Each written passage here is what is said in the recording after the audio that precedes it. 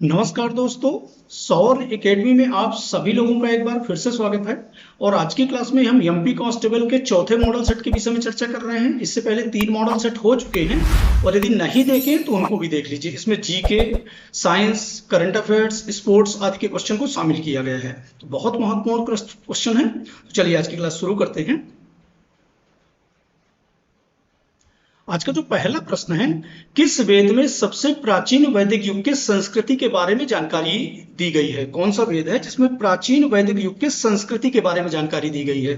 कौन सा वेद है? ऋग्वेद, यजुर्वेद, अथर्ववेद, सामवेद। तो कौन सा वेद है? इसमें ऋग्वेद है। ऋग्वेद में हमें प्राचीन वैदिक युग के सांस्कृतिक, धार्मिक इत्यादि की जानकारी मिलती है। और ऋग्वेद में एक फैक्ट और याद रखिएगा, ऋग्वेद में 10 मंडल है। यदि ये प्रश्न पूछा जाए कि ऋग्वेद में कितने मंडल हैं, तो 10 मंडल हैं और 1028 सूक्त हैं। तो ये भी याद रखिए, 1028 सूक्त हैं। नेक्स्ट देख लेते हैं। रेडक्लिफ रेखा का संबंध किससे है? रेडक्लिफ रेखा का संबंध किससे है? भारत नेपाल, भारत पाकिस्तान, जर्मनी और पोलैंड, पाकिस्तान और अफगानिस्तान। तो रेडक्लिफ रेखा का जो संबंध है भारत और पाकिस्तान से संबंधित है। किससे संबंधित है? भारत पाकिस्तान से। ये पाकिस्तान हो गया और ये भारत हो गया। इनके बीच में ये रेडक्लिफ रेखा खींची गई है। कौन सी रेखा है? ये रेडक्लिफ रेखा। रेडक्लिफ के अध्यक्षता में सीमा आयोग द्वारा निर्धारित किया गया था। तो यहाँ पे जो राइट आंसर क्या हो जाएगा? भारत और पाकिस्तान। नेक्स्ट क्वेश्चन देखते हैं। प्लासी के युद्ध के बाद किसको बंगाल का नवाब बनाया गया था? प्लासी के युद्ध के बाद किसको बंगाल का नवाब बनाया गया था? तो ये मीर जाफर है। प्लासी के युद्ध के बाद मीर जाफर को बंगाल का नवाब बनाया गया था। और प्लासी का युद्ध कब हुआ था? 1757 में। कब हुआ था? 1757 में अंग्रेजों की तरफ से रॉबर्ट क्लाइव और बंगाल के नवाब सिराजुद्दौला के बीच में युद्ध हुआ था। बाद में किसको बंगाल का नवाब बनाया गया था? मीर जाफर को। तो यहाँ पे राइट आंसर हो जाएगा मीर जाफर। जैन धर्म के पहले तीर्थंकर कौन थे? यहाँ पे पूछा गया है जैन धर्म के पहले तीर्थंकर। तो पहले तीर्थंकर कौन थे? ऋषभदेव। कौन थे पहले तीर्थंकर? ऋषभदेव। और महावीर स्वामी कौन से नंबर के तीर्थंकर हैं? 24वें नंबर के और सबसे अंतिम, ये भी याद रखिए, 24वें नंबर के तीर्थंकर हैं। और यहाँ पे पूछा गया है पहले नंबर के, तो कौन है? ऋषभदेव। नेक्स्ट देख लेते हैं। राष्ट्रीय गान की कुल जो गाने की अवधि है वो कुल कितनी है? तो 50 सेकेंड, 51 सेकेंड, 52 सेकेंड, 53 सेकेंड। तो जो राष्ट्रीय गान गाया जाता है उसकी जो अवधि है वो कितनी है? 52 सेकेंड की है।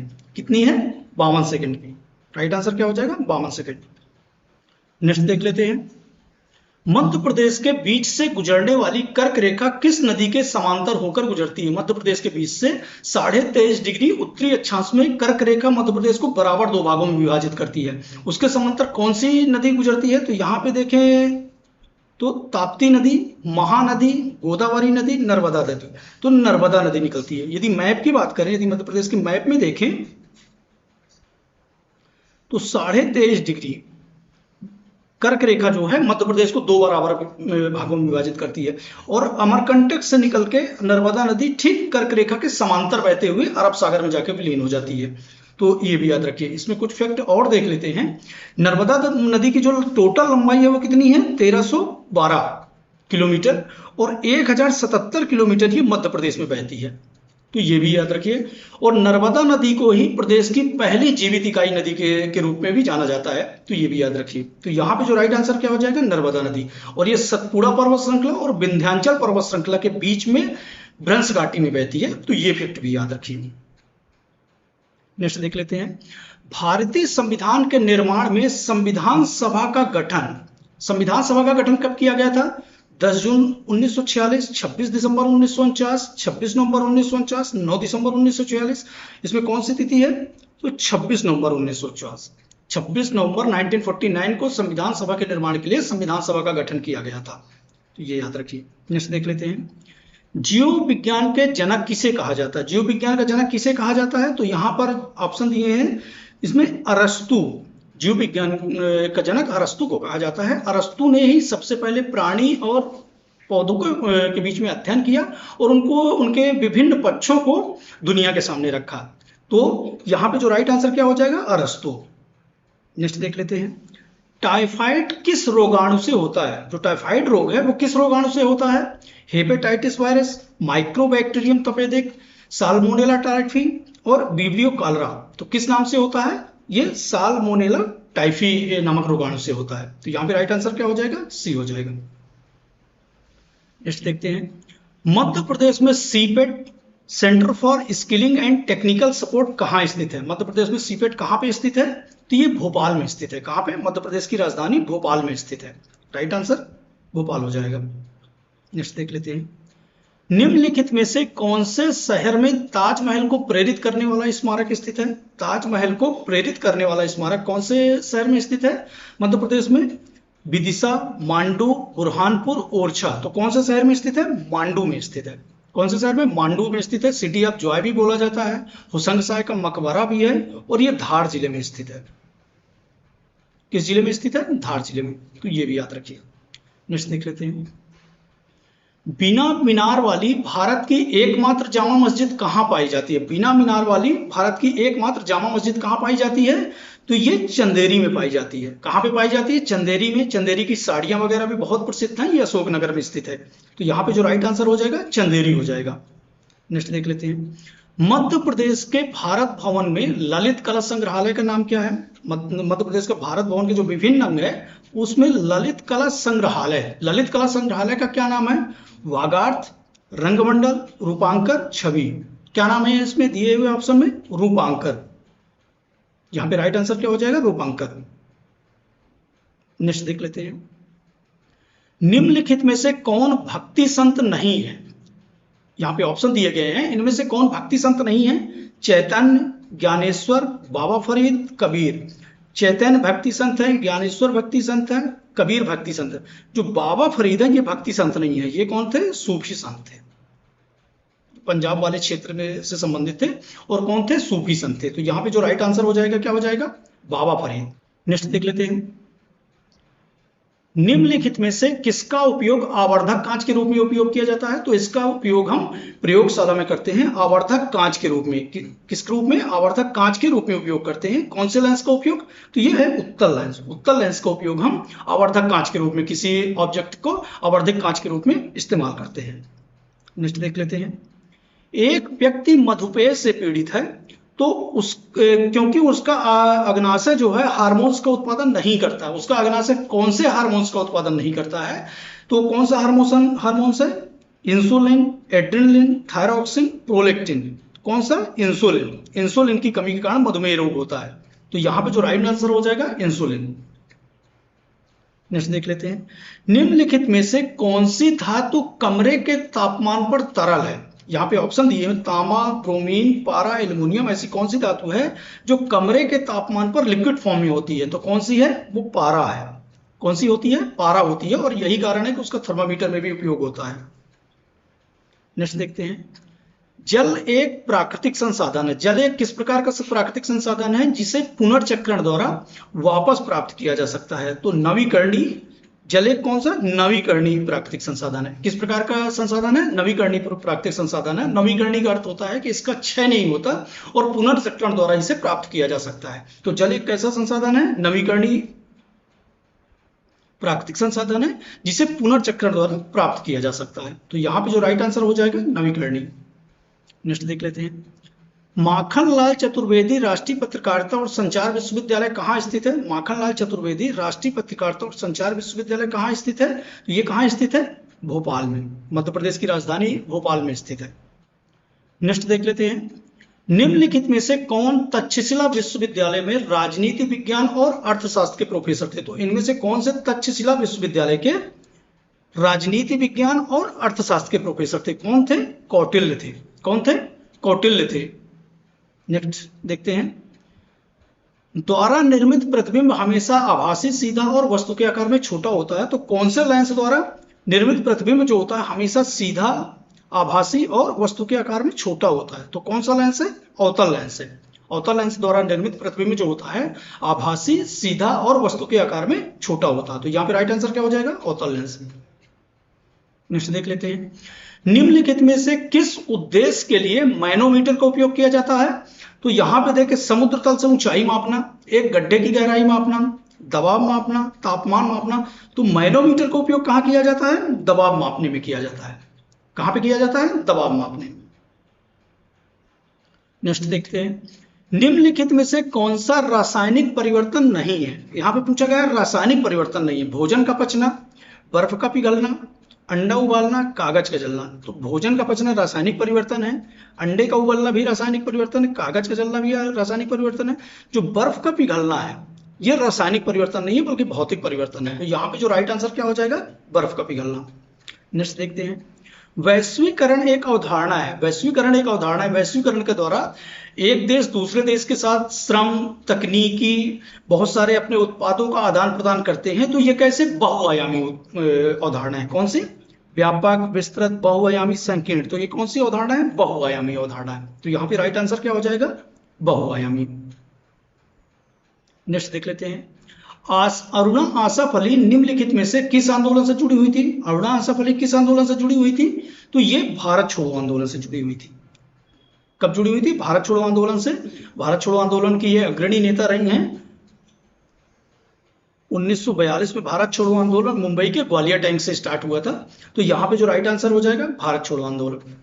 नेक्स्ट देख लेते हैं, 12वीं पंचवर्षीय योजना के दौरान विकास दर का लक्ष्य क्या निर्धारित किया गया था? 12वीं पंचवर्षीय योजना कब से कब तक थी?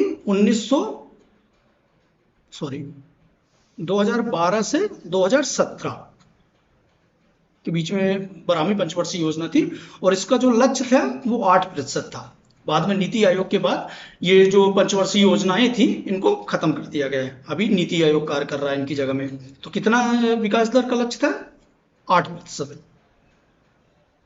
नेक्स्ट देखते हैं, निम्नलिखित में कौन सा देश भारत के साथ सबसे लंबी सीमा साझा करता है? सबसे लंबी सीमा की बात किया है तो इसको ट्रिक से भी देख सकते हैं। 55 सबसे लंबी जो सीमा साझा करता है वो कौन सा करता है? बांग्लादेश, फिर चीन, फिर पाकिस्तान और फिर नेपाल। तो यहां पे पूछा गया है सबसे लंबी सीमा साझा करने का, तो कौन है? बांग्लादेश। बांग्लादेश भारत के साथ अपनी सबसे लंबी सीमा साझा करता है। तो राइट आंसर क्या हो जाएगा? बांग्लादेश।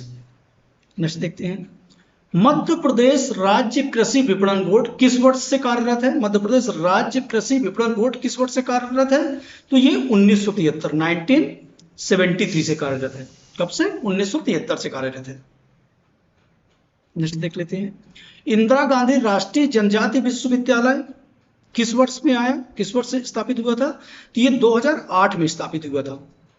किस वर्ष? विश्वविद्यालय अधिनियम 2007 के तहत इसकी स्थापना हुई थी और ये 2008 में स्थापित हुआ था। और ये कहां पे है? अमरकंटक में, अनूपपुर जिले के अमरकंटक नामक जगह पे स्थित है। तो यहां पे जो राइट आंसर क्या हो जाएगा? 2008। नेक्स्ट देख लेते हैं, आईपीएल 2023 में किस गेंदबाज ने सबसे ज्यादा विकेट लिए हैं? आईपीएल 2023 में किस गेंदबाज ने सबसे ज्यादा विकेट लिए हैं? मोहम्मद शमी, मोहित शर्मा, रवि बिश्नोई, अजय जडेजा। तो कौन लिया है? मोहम्मद शमी। मोहम्मद शमी ने आईपीएल 2023 में सबसे ज्यादा विकेट लिए हैं। और ये 2023 जो आईपीएल हुआ था वो कौन सा संस्करण था?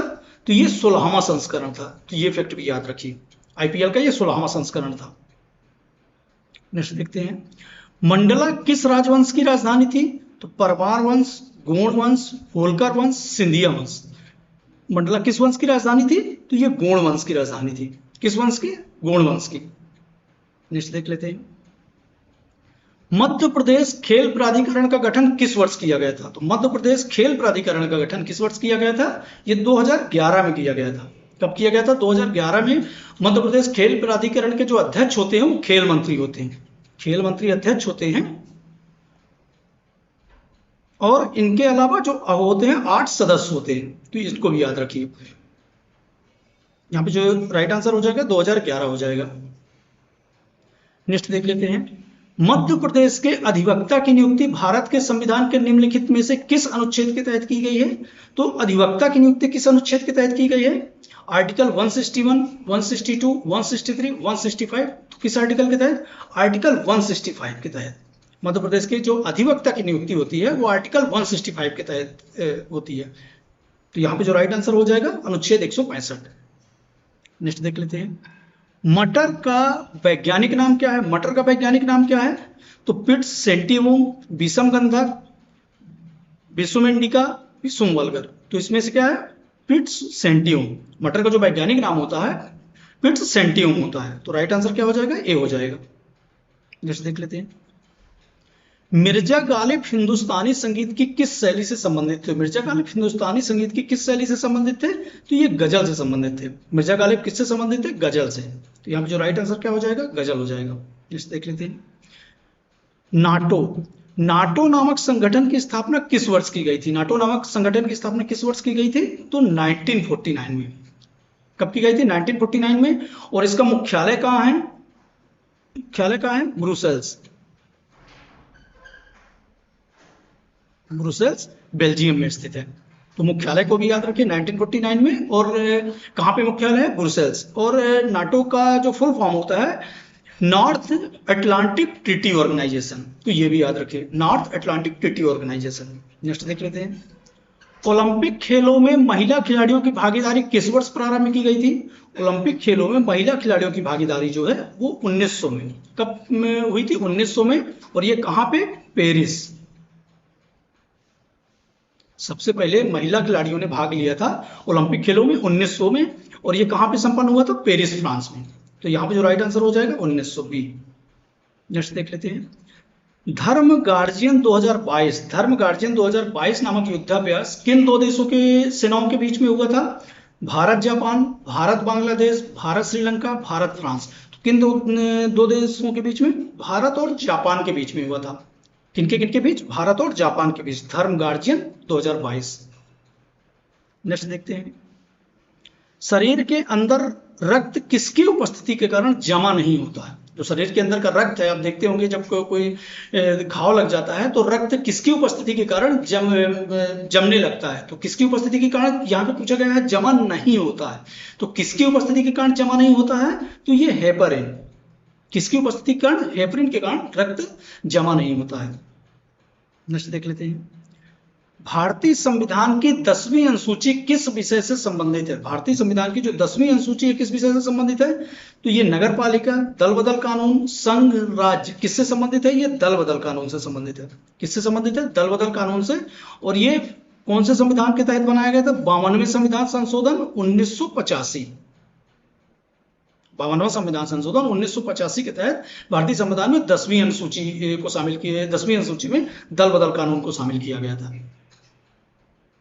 नेक्स्ट देख लेते हैं, मध्य प्रदेश में विश्व का सबसे तैरता हुआ सोलर पार्क। तैरता हुआ सोलर पार्क कहाँ बनाया जा रहा है, तो मध्य प्रदेश में कहाँ बनाया जा रहा है, ओंकारेश्वर बांध में। कहाँ पे बनाया जा रहा है, ओंकारेश्वर बांध में। मध्य प्रदेश में विश्व का सबसे बड़ा तैरता हुआ सोलर पार्क बनाया जा रहा है। तो यहाँ पे जो राइट आंसर क्या हो जाएगा, ओंकारेश्वर बांध। नेक्स्ट देखते हैं, राष्ट्रीय तुलसी सम्मान किस क्षेत्र में उत्कृष्टता के लिए दिया जाता है। तो राष्ट्रीय तुलसी सम्मान किस क्षेत्र में उत्कृष्टता के लिए दिया जाता है, केवल जनजाति कला, केवल लोक कला, केवल पारंपरिक कला, जनजाति, लोक और पारंपरिक कला। तो किस क्षेत्र के लिए, जनजाति, लोक और पारंपरिक कला के लिए, तीनों क्षेत्र के लिए दिया जाता है। तो यहाँ पे राइट आंसर क्या हो जाएगा, जनजाति, लोक और पारंपरिक कला, राष्ट्रीय तुलसी सम्मान। नेक्स्ट देखते हैं, वर्ष 2022 में किस बैडमिंटन खिलाड़ी को अर्जुन अवार्ड मिला था। अर्जुन अवार्ड किस बैडमिंटन खिलाड़ी को मिला था, किदाम्बी श्रीकांत, समीर वर्मा, लक्ष्य सेन, इनमें से कोई नहीं। तो यहाँ पे जो है लक्ष्य सेन जो बैडमिंटन खिलाड़ी थे उन्हें क्या मिला था, 2022 का अर्जुन अवार्ड मिला था। तो यहाँ पे जो राइट आंसर क्या हो जाएगा, लक्ष्य सेन।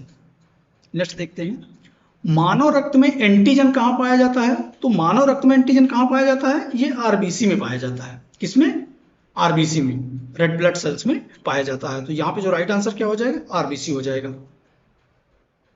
नेक्स्ट देख लेते हैं, आईएमएफ का मुख्यालय कहाँ है। आईएमएफ का मुख्यालय कहाँ है, वाशिंगटन डीसी, नैरोबी, जिनोवा, रोम। कहाँ पे है, तो ये वाशिंगटन डीसी में। और इसकी स्थापना 1944 में हुई थी।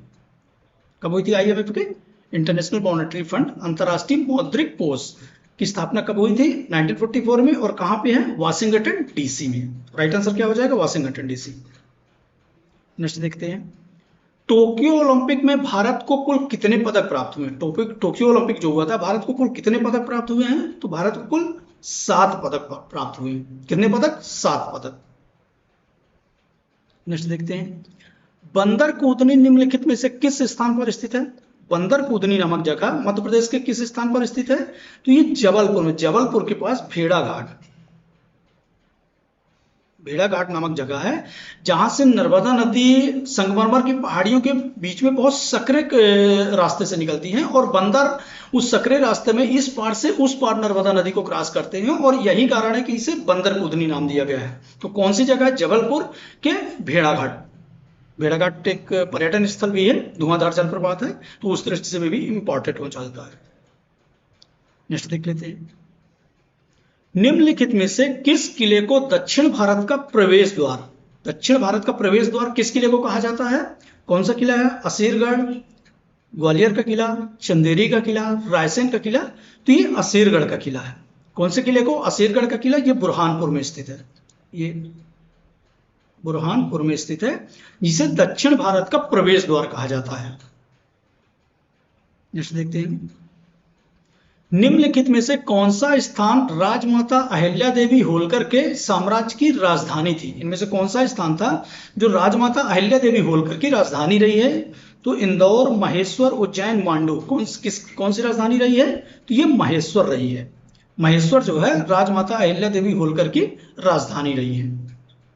नेक्स्ट देखते हैं। जल गैस का मिश्रण, जल गैस में किसका किसका मिश्रण होता है? तो कार्बन पानी, ये गलत हो जाता है, कार्बन डाइऑक्साइड और पानी, ये भी गलत हो जाता है, कार्बन मोनोऑक्साइड और हाइड्रोजन, ये सही है, कार्बन मोनोऑक्साइड प्लस हाइड्रोजन, ये जल गैस का मिश्रण होता है। तो इस तरह से हमने ये एमपी कांस्टेबल के 50 क्वेश्चनों का एक मॉडल सेट हल किया है और इसी तरह के मॉडल सेट के साथ हम आगे भी आएंगे जिसमें महत्वपूर्ण क्वेश्चनों को शामिल करेंगे। तो बहुत महत्वपूर्ण क्वेश्चन है, बहुत ध्यान से देखिए और इसमें बहुत सारे अतिरिक्त फैक्टों को भी शामिल किया गया है। चैनल पर नए हैं तो सब्सक्राइब कर लीजिए। मिलते हैं नेक्स्ट वीडियो में, धन्यवाद।